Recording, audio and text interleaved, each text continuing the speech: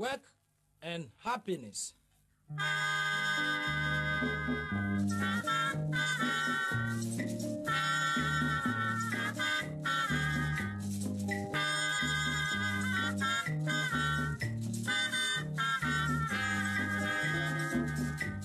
will give my best, you will give your best. We will give our best to beautiful Ghana. Work and happiness. Hello, welcome again to another episode of Farm Channel. Farm Channel, Jumedie Sonkwa Yede si hwa yede eboa. Amaku adwuma enuane eni nkran simpuntu etimi akoso. Enu enenso yede ebrewo.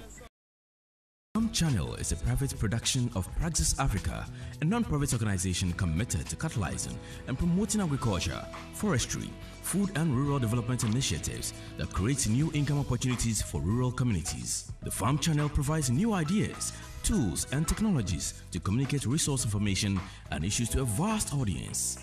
Our mission is to help agricultural practitioners and other agencies in the agricultural community to deliver best messages through the development and distribution of primarily electronic and audiovisual educational materials such as TV interviews and panel discussions, radio broadcasts, and mobile cinemas. Call us on 0272 148 582.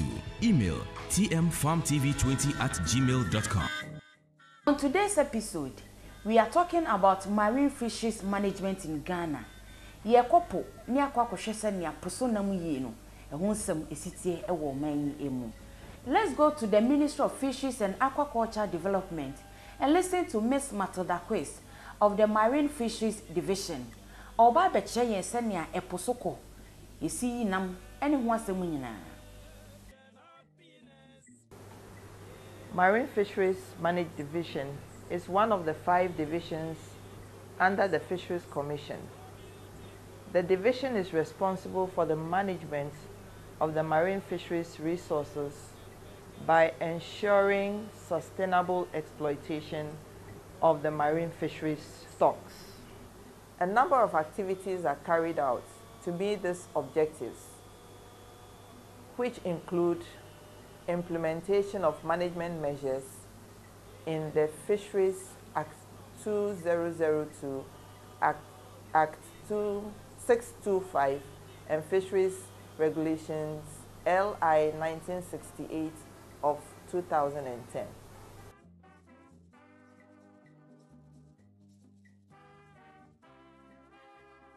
The marine fisheries sector consists of 3 categories, and they are the artisanal or small-scale sector, semi-industrial or inshore sector, and then the industrial sector, which is made up of trawlers, tuners, shrimpers, and carriers. The artisanal sector is made up of dugout canoes, and these dugout canoes go to sea without, most of the time go to sea without ice, except those who do hook and line. When we come to the semi-industrial sector or the inshore, they are wooden boats fixed with inboard motors, and they carry ice to sea. The third sector, which is the industrial sector, made up of the tuners, shrimpers, and carriers, are already fixed with refrigerators and blast freezers. By law, that is the Fisheries Act 2002, Act 625, all fishing vessels, including canoes, are to be registered and licensed before proceeding to sea. Provisions have been made in the Act on registration and licensing under Subpart 2, sections 46 to 49, and Subpart 3, sections 52 to 55 for all categories of the sector.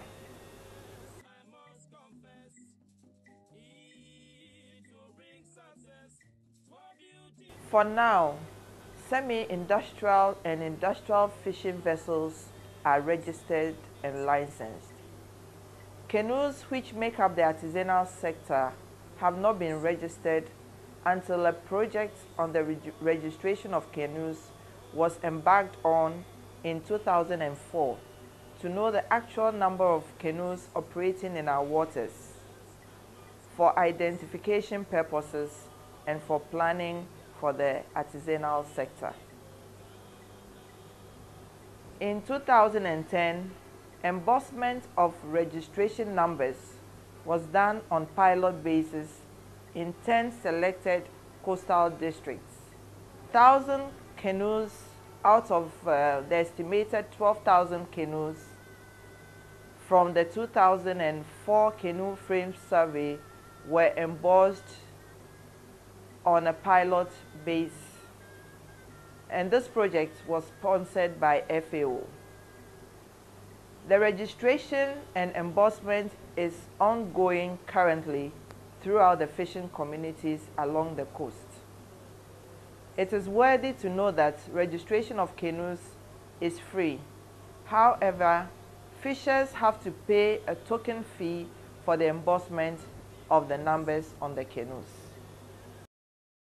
Farm Channel is a private production of Praxis Africa, a non-profit organization committed to catalyzing and promoting agriculture, forestry, food and rural development initiatives that create new income opportunities for rural communities. The Farm Channel provides new ideas, tools and technologies to communicate resource information and issues to a vast audience. Our mission is to help agricultural practitioners and other agencies in the agricultural community to deliver best messages through the development and distribution of primarily electronic and audiovisual educational materials such as TV interviews and panel discussions, radio broadcasts, and mobile cinemas. Call us on 0272 148 582. Email tmfarmtv20@gmail.com.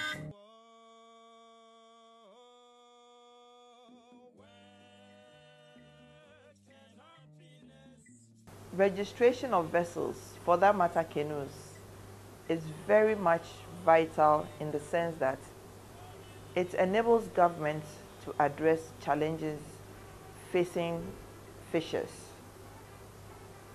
For example, fishers have different needs in terms of inputs.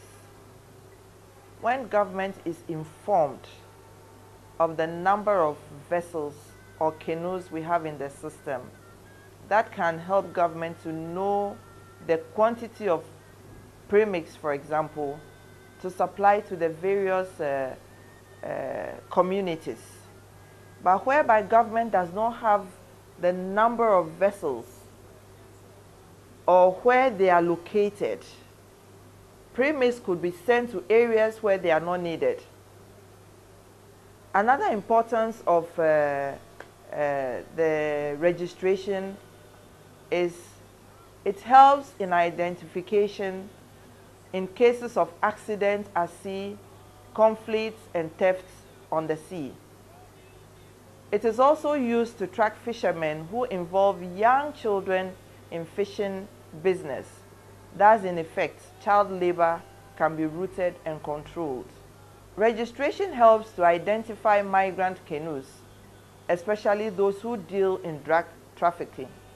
Once you see the registration number on the canoe, you know where exactly the canoe is coming from. One other reason why canoes should register is also that it serves as resource information for civil societies or organizations who are interested in the fishing industry. It also offers the Ministry of Fisheries and Aquaculture Development the total number of canoes operating in our waters. And this can help us to monitor new entrants into the industry.